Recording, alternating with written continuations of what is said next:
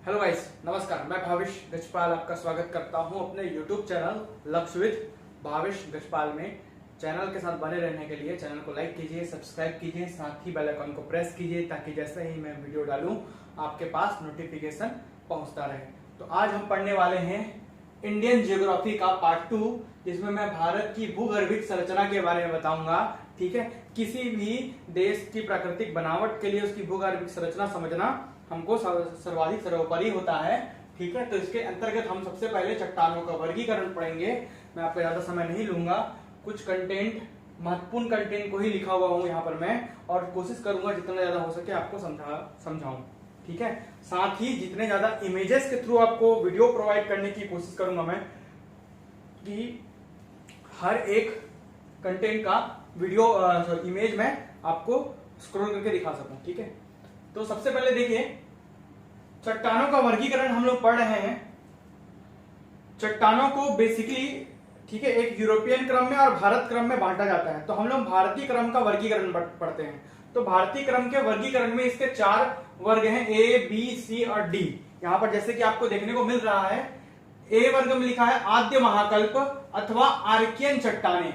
आद्य महाकल्प की चट्टाने अथवा आर्कियन चट्टाने, ये चट्टाने प्री कैम्ब्रियन युग की थी, मतलब पुरातन युग की। पुरातन युग को ही प्री कैम्ब्रियन युग कहा जाता है। मतलब आज से लगभग 650 मिलियन वर्ष पूर्व या 3 से 5 अरब साल पहले, ऐसा मान सकते हो। ठीक है, तो आद्य महाकल्प अथवा आर्कियन क्रम की चट्टाने में क्या होते थे? सबसे पहले जो जीव होते थे वो गहरे समुद्र में, मतलब गर्म समुद्र के अंदर रीढ़ विहीन, जिनमें रीढ़ की हड्डी नहीं होती थी, रीढ़ विहीन जीव पाए जाते थे। और उथले समुद्र में, मतलब जो गहरा नहीं है, गर्म समुद्र नहीं है, ठंडा सागर है, वहां रीढ़ युक्त जीव पाए जाते थे। ऐसे क्रम को प्री कैम्ब्रियन युग कहा जाता है। ठीक है, तो इस क्रम की चट्टानों में प्रमुख 2 चट्टाने के बारे में हम लोग पढ़ेंगे, आर्कियन सेल समूह और धारवाड़ सेल समूह। आर्कियन सेल समूह और धारवाड़ सेल समूह। दूसरा इसका वर्गीकरण है पुरान महाकल्प। ये पुरातन है, पुरातन के बाद आएगा पुरान महाकल्प की चट्टाने। तो पुरान महाकल्प की चट्टानों को प्रोटेरोजोइक या प्रोटोजोइक युग कहा जाता है। ठीक है, इस युग में 2 प्रकार की चट्टाने महत्वपूर्ण है, कडप्पा क्रम की चट्टाने और विंध्यन क्रम की चट्टाने। अर्थात कडप्पा को ऊपरी प्रोटेरोजोइक बोलते हैं और विंध्यन को निचला प्रोटेरोजोइक कहा जाता है इस क्रम की चट्टानों में। तीसरा इसका वर्गीकरण है द्रविडियन क्रम की चट्टाने, द्रविड़ क्रम की चट्टाने। ठीक है, तो इस क्रम की चट्टानों में कैम्ब्रियन युग की चट्टाने हैं। जैसे ये प्री कैम्ब्रियन है तो ये कैम्ब्रियन युग कहा जाता है। द्रविड़ क्रम की चट्टानों में कार्बोनिफेरस चट्टाने पाई जाती हैं, अर्थात जिनमें कार्बन युक्त हो। ठीक है, जिनमें कार्बन के अवशेष पाया जाए, कार्बोनिफेरस। ठीक है, चौथा जो वर्गीकरण है वो आर्य महाकल्प की चट्टाने। जब आर्य आए, ये आर्यन क्रम की चट्टाने, जब आर्य भारत में आए तो आर्य महाकल्प की चट्टाने, उस युग की चट्टानों को आर्यन या आर्य महाकल्प की चट्टाने कहा जाता है। इसके अंतर्गत 2 प्रमुख चट्टाने हैं, गोंडवाना और डक्कन ट्रैप। गोंडवाना, डक्कन ट्रैप। इसके अलावा आर्यन महाकल्प की चट्टानों में तृतीयक जीवकल्प, यह महाकल्प है तो ये जीवकल्प है, मतलब इसे थोड़ा सा मतलब इसका विभाजन है ये। तो आर्यन महाकल्प में ही तृतीयक जीवकल्प, जिसको टर्शियरी क्रम बोलते हैं, यही लिख कर देता है टर्शियरी क्रम। और चतुर्थ जीवकल्प, जिसको क्वार्टिनरी क्रम बोलते हैं। चतुर्थ को क्वार्टर बोलते हैं और तृतीय को टर्शियरी बोलते हैं। तो टर्शियरी क्रम और चतुर्थ जीवकल्प अर्थात क्वार्टिनरी क्रम, ये सब आर्यन महाकल्प के अंतर्गत ही आएगा। तो इस प्रकार 1, 2, 3, 4, 5, 6, 7 और 8, ठीक है, इतने चट्टानों के बारे में मैं बताया हूं। तो प्राचीन से लेकर नवीनता की ओर, ठीक है, मतलब पुराने से नए की ओर। तो पुराने से नए की ओर ये क्रम है। यहां पर मैं कोडिंग लिख दिया हूं, कोड है आधा कवि गोद टीक्यू, आधा कवि गोद टीक्यू। आर्यन, धारवाड़, कडप्पा, विंध्यन, गोंडवाना, डक्कन ट्रैप, टर्शियरी और क्वार्टिनरी, इसको ऐसे ही याद रखिएगा आप। तो आधा कवि गोद टीक्यू, अगर सबसे पुराना पूछेगा तो आर्यन, सबसे नया पूछेगा तो क्वार्टिनरी। ठीक है, टर्शियरी, डक्कन, गोंडवाना, विंध्यन, कडप्पा, धारवाड़ और आर्यन। इस प्रकार से ये पुराने से नए का क्रम है कोडिंग के साथ। ठीक है। तो सबसे पहले धीरे धीरे करके आर्यन, धारवाड़, कडप्पा, विंध्यन ऐसे करके पूरा डिटेल पढ़ेंगे। एक वीडियो में तो नहीं हो पाएगा, लेकिन इसके दो पार्ट में इसको खत्म करने का मैं कोशिश करूंगा पूरे चट्टानों को। इस वीडियो में मैं आर्यन क्रम की चट्टानों के बारे में बताऊंगा कि कैसे आए। आपको पता होगा या आपको नहीं भी पता होगा कि जो हमारा भारत का प्रायद्वीपीय पठार है वो गोंडवाना लैंड का हिस्सा है, और जो ऊपरी हिस्सा है उसको बोलते थे अंगारा लैंड, ठीक है। इसको बोलते थे गोंडवाना लैंड, इसको बोलते थे अंगारा लैंड। बीच में बहुत साल पहले, अरबों साल पहले यहाँ पर तथिस सागर हुआ करता था, तथिस सागर, जिसमें नदियां बहती थी इस लैंड पर। तो नदियां अपने साथ अवसाद लाती हैं, मतलब गाद या कचरा लाती हैं, तो उन अवसादों के द्वारा ये बीच का सागर भरने लग गया, जिससे यहाँ पर भूमि का निर्माण हो गया बीच में, ठीक है। जो अभी का वर्तमान का हिमालय पर्वत का निर्माण करता है यहाँ पर, और इधर चीन के क्यूनूर पर्वत का निर्माण होता है, ठीक है। इसको और डिटेल में मैं जब हिमालय का निर्माण पढ़ाऊंगा तो उसमें आपको बताऊंगा, ठीक है। अभी खाली हम लोगों को गोंडवाना लैंड के बारे में जानना है। गोंडवाना लैंड, ठीक है, अफ्रीका महाद्वीप का हिस्सा है जो कट कर यहाँ पर भारत तक आ गया है, ठीक है।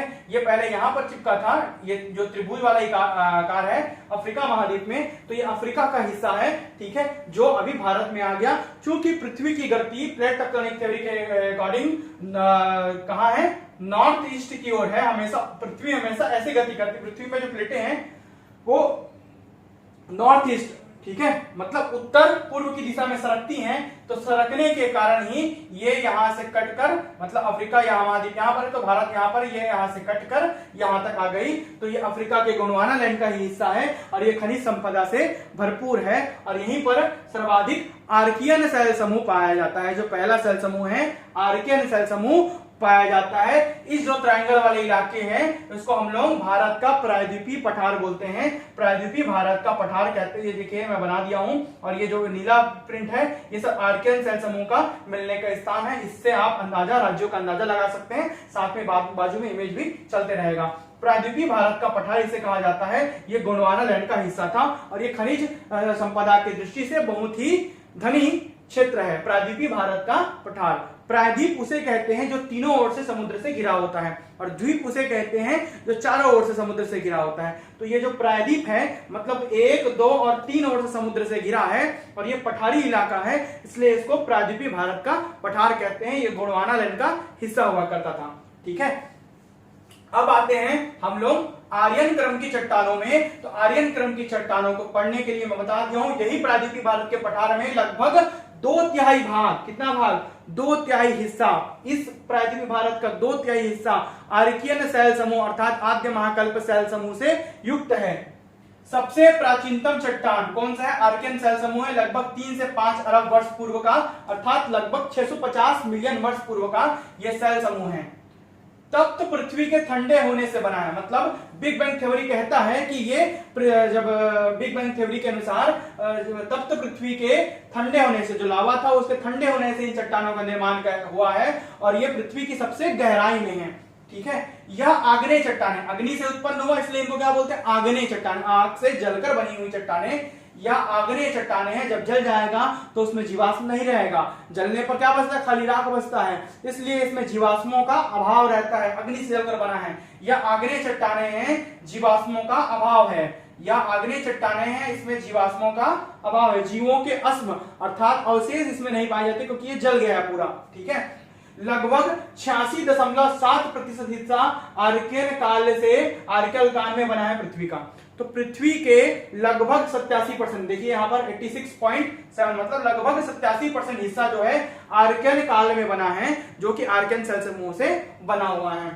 इनका अत्यधिक रूपांतरण हो चुका है, अभी इतने अरब वर्ष हो चुके हैं तो चट्टाने में अपर्दन और रूपांतरण होता है, दो क्रियाएं होती, घिसने लगती हवा और बाकी जो प्राकृतिक आपदाएं हैं उनके कारण, और उनमें रूपांतरण भी होता है, परिवर्तन होता है। तो जो परिवर्तित रूप है इसका आर्कियन सेल समूह का, उसको निस या सिल्ट कहते हैं। जब ये परिवर्तित हो जाता है तो इसको हम लोग निस या सिल्ट बोलते हैं। अभी जो आर्कियन सेल समूह पाया जाता है वो बहुत ही पुराना हो चुका है, रूपांतरित हो चुका है, तो उसे निस या सिल्ट कहा जाता है। इसी प्रकार की चट्टानें यहाँ पर मिलती हैं। यह प्रायद्वीपीय भारत के पठार में विस्तृत है, बताया हूं, ये वाला हिस्सा जो गोंडवाना लैंड का हिस्सा था, और इसका 2/3 भाग, इस प्रायद्वीपीय भारत के पठार का 2/3 भाग आर्कियन सेल समूह से बना है। ठीक है। जीवाश्मों का अभाव है, आर्थिक दृष्टि से कम महत्वपूर्ण है क्योंकि बहुत ज्यादा गहराई में है तो खोद नहीं पाते, ठीक है। परंतु खनिज संपदा इसमें बहुमूल्य है, मतलब बहुत ज्यादा है। खनिज संपदा का भंडार है, लोहा, तांबा, जस्ता, अभ्रक, डोलोमाइट, सोना, चांदी, सीसा और अन्य खनिज भी, धात्विक और अधात्विक खनिजे, दोनों प्रकार की खनिजे इस आर्कियन सेल समूह में पाया जाता है। ग्रेनाइट जो पत्थर होते हैं, जो पत्थर और चट्टाने होती हैं, वो भी पर्सी पत्थर वगैरह जो पत्थर होते हैं वो भी उसी गहराई से निकाले जाते हैं, आर्कियन सेल समूह का हिस्सा है, ठीक है। तो कर्नाटक, तमिलनाडु, आंध्र, उड़ीसा, छोटा नागपुर का पठार, झारखंड, दक्षिण पूर्व राजस्थान मतलब निचला और पूर्वी हिस्सा, मध्य प्रदेश, इन हिस्सों में आर्कियन सेल समूह का विस्तार है। बाजू में डायग्राम आपका चल रहा है, उसमें आप स्पष्ट रूप से देख सकते हैं कि आर्कियन सेल समूह पूरे भारत में कहां कहां पर फैला हुआ है, खास करके प्रायद्वीपीय भारत के पठार का, ठीक है। तो एक जैसे कि मैं बताया हूं कि आद्य महाकल्प आर्कियन सेल समूह या प्री कैम्ब्रियन युग में जिन चट्टानों का जन्म हुआ है उनमें मैं आर्कियन सेल समूह के बारे में पढ़ा दिया हूं। ये आर्कियन एक ही चीजें हैं। आद्य महाकल्प को ही आर्कियन सेल समूह वर्ग कहते हैं। इसी के अंतर्गत दो क्लासिफिकेशन है, आर्कियन और स्वयं धारवाड़। तो आर्कियन के बारे में मैं पढ़ा दिया हूं। अभी इसमें मैं धारवाड़ के बारे में बताने जा रहा हूं, धारवाड़ सेल समूह। तो धारवाड़ सेल समूह जैसे कि आप मैप में देख सकते हैं, यहाँ मैप बना हुआ है, ठीक है, साथ साथ आपको इमेज भी प्राप्त हो जाएगा। तो देखिए धारवाड़ सेल समूह, आर्कियन सेल समूह सबसे गहराई में, सबसे गर्त में, सब जो पृथ्वी के वो कौन सा सेल समूह है, या भारत के सबसे गहराई में कौन सी आर्कियन सेल समूह है। अब जो भी जो समूह बनेंगे वो उन चट्टानों के अपक्षय, अपरदन, दबने की क्रिया के परिणाम स्वरूप, जिसको अपरदन, अपक्षय, या नदियां बह रही हैं तो जल के थ्रू और साथ घिस देंगे उसको, हवा तूफान से घिस देंगे चट्टानों को, तो उससे अन्य चट्टान बनेंगे। तो क्या बोल रहा है, आर्कियन सेल समूहों के अपरदन व निक्षेपण से, ठीक है, स्मेल्टिंग और अपरदन व निक्षेपण से, आर्कियन सेल समूह जब घिसती गई, अपरदित होती गई समय के साथ, तो उससे जो नई चट्टानें बनी, जो रूपांतरित चट्टानें बनी, उनको ही हम धारवाड़ बोलते हैं। तो आर्कियन से धारवाड़, धारवाड़ से कडप्पा, आगे जब पढ़ेंगे कडप्पा को तो धारवाड़ से कडप्पा बनता है, ठीक है। तो आर्कियन सेल समूहों से अपरदन व निक्षेपण से धारवाड़ का जन्म होता है। या प्राचीनतम परतदार चट्टानें हैं, लेयर बन गया इसमें, परतदार है, दबने के परिणाम स्वरूप इसमें एक के ऊपर एक लेयर बन गया है, ठीक है। वो परतदार नहीं थी, वो आग्नेय चट्टानें हैं, ये परतदार चट्टानें हैं। कौन सी चट्टान परतदार चट्टान है, क्वेश्चन आ चुका है।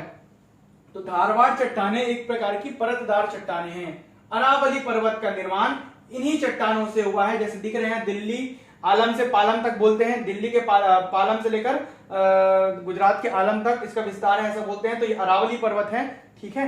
तो अरावली पर्वत का निर्माण इन्हीं चट्टानों से हुआ है, धारवाड़ क्रम की चट्टानों से हुआ है। पहले अरावली पर्वत वलित पर्वत, मस्त वलन था उसमें, ऐसा जो रहता है इस टाइप का वलन, ठीक है।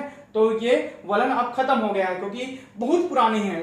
आर्कियन सेल समूह 3 से 5 अरब वर्ष पूर्व, उसके बाद धारवाड़, तो कम से कम 1-2 अरब वर्ष पूर्व होगा ही होगा।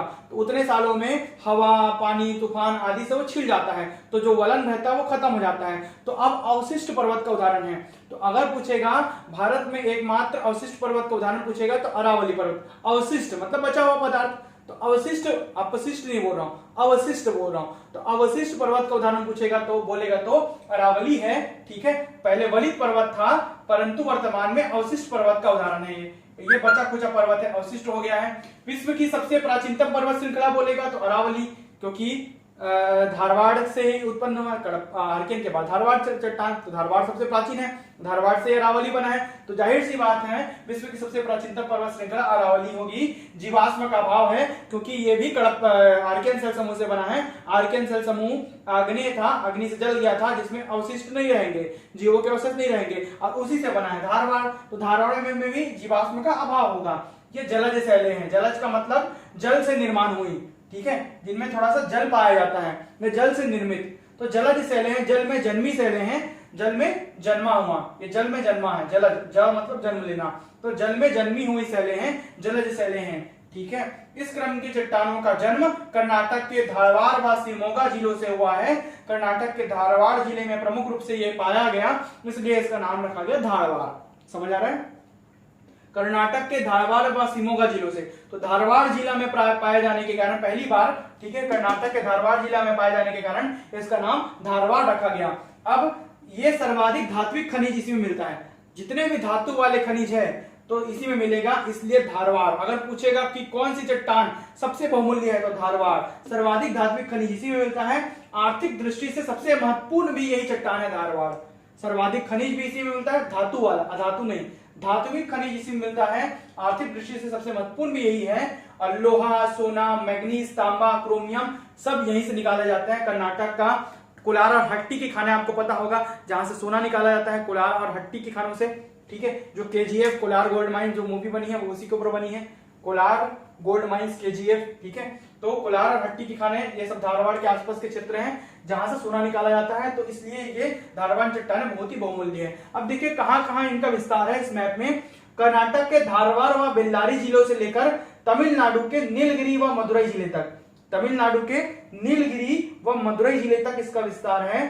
ये आपका दंडकारण्य का पठार, वहां भी धारवाड़ से क्या निकलता है, लोहा, धारदार लोहा, लोहे से धार किया जाता है, ऐसे याद रखेंगे। तो धारवाड़ से छत्तीसगढ़ में क्या मिलता है, लोहा।